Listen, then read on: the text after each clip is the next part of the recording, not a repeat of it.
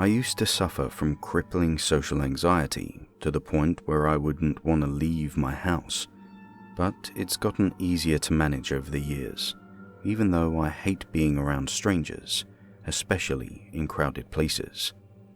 Since I went to college in San Diego and my family lived in Houston, I visited home every few months. When I flew home for Christmas in 2018, I got stuck next to a lady with an apparent staring problem. I was hoping to catch up on some sleep during the flight since I'd been awake for 24 hours, but every time I'd close my eyes, I could feel the gaze of this woman on me, and when I'd open my eyes again, she'd pretend to be looking in another direction. About an hour into the flight, I had to use the restroom, so I got in line with quite a few people in front of me. I waited for over 10 minutes, but it felt refreshing to stretch my legs, so I honestly didn't mind, since I was tired of sitting anyway. After I finished, I went back to my seat, and this woman was gone. So I figured she had gone to the restroom herself and expected her to come back at any moment. I waited to put my seatbelt on, since I figured I'd have to move to let her in the aisle. But half an hour went by, and I saw women walking in and out of the bathroom, so I guess she wasn't in there. Maybe she sat in a different seat. All I know is that I couldn't wait to get off that plane, and we finally landed an hour later. On the ride home with my parents, they asked if I saw the commotion at the airport. I remembered seeing paramedics rushing around, but I never thought anything of it. My mum said that an older woman tripped on the escalator and fell, and by the time they reached the hospital, she was already dead. I googled it on my phone, and there was a picture of the lady. The first thing that came to my mind when I saw it was that she looks a lot like the woman I was sitting next to. She even had the same mole on her left cheek and the same wavy brown hair. I don't personally believe in ghosts, and my parents don't either, but we joked about the possibility. Maybe the woman didn't know she was dead, so she boarded the plane. Or at least that would be my theory if ghosts were real. I'm just happy that flight's over, because whoever that woman was, she gave me a creepy feeling.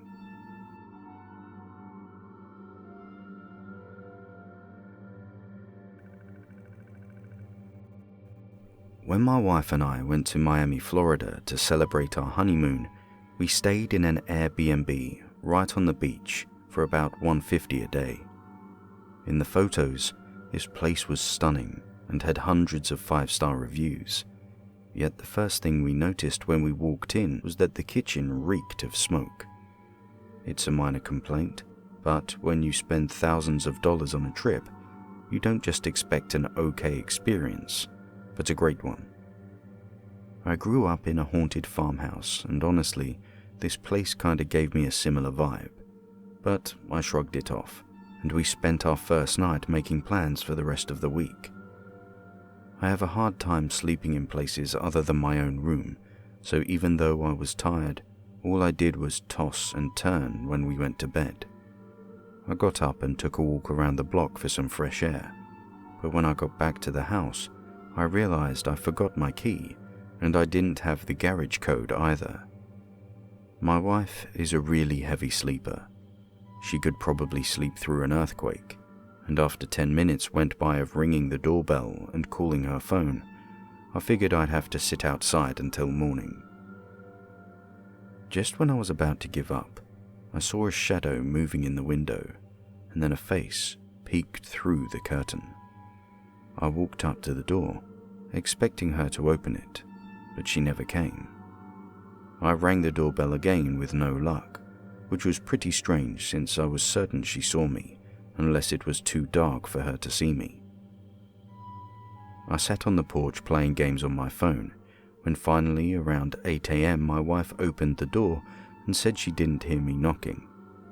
She couldn't help but to make fun of me for locking myself out, and I asked her how she didn't see me when she looked out of the window, which made her go from teasing me to seeming confused. According to her, she never got out of bed the whole night, so I was either imagining the face I saw or she was sleepwalking, which she's never done. On the morning we left, we didn't wake up until 9, and we were told that housekeeping was coming at 10. This gave us less than an hour to grab our stuff and get out. So, of course, I left one of my prescriptions on the nightstand in the bedroom.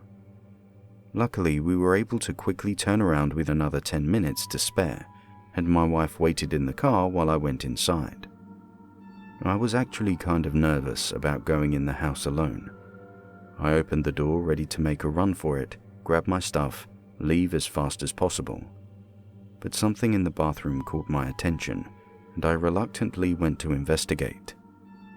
The water in the bathtub was running, and if I wouldn't have come back, it would have overflowed and cost us our entire deposit.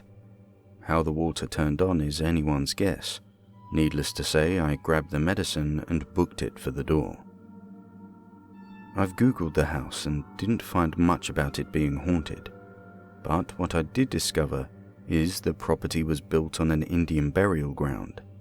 I know that's pretty common and doesn't prove a haunting, but I can't think of any rational explanation for the things I saw in the house.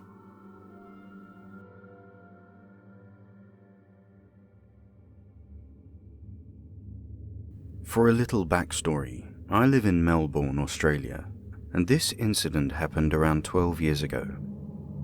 I was driving home from work one night around 9 p.m. midweek, so the roads were quiet. As I was driving downhill, I heard a sound that was like a jet engine roaring behind me. The next thing I know, a car goes flying past me going twice the speed limit. It looked like a fairly old, crappy car. The car started to get the speed wobbles, and then one of the tires came flying off and rolled at speed downhill while the car spun out and crashed. I stopped my car to make sure whoever inside was okay. A guy got out of the car and looked over at me, then started moving extremely quickly towards me. I don't know why, but I hit my internal locks on the car, which was fortunate because no more than 2 seconds later, the guy started grabbing at the driver's side door and smashing on my windscreen with his fists, trying to get in. I'll never forget the crazy look he had in his eyes. I put my foot down on the accelerator and drove off back home. I decided to swap cars once I got home and drove back to see what was going on. I saw 2 fire trucks and about 4 police close to where the incident happened. When I got back to the crash site, the guy was no longer there, so I went home. The next day at work, I was online, bored reading the news, when I saw an article that shocked me. The article was about a guy who had been in a police chase for an hour, and the police stopped chasing him because it was becoming too dangerous. Turns out the guy was high on meth, had stolen a car, and had been in a hot pursuit since. After crashing the car, the guy apparently crossed to the other side of the road and hailed the first car that appeared, which was a taxi. He got into the taxi and stole it. In the process, he pushed the driver out of the driver's side door, and the driver got stuck and dragged at speeds. The driver died from the incident. I often think back to that night and wonder if I hadn't locked my doors, if I would have been the one who got murdered.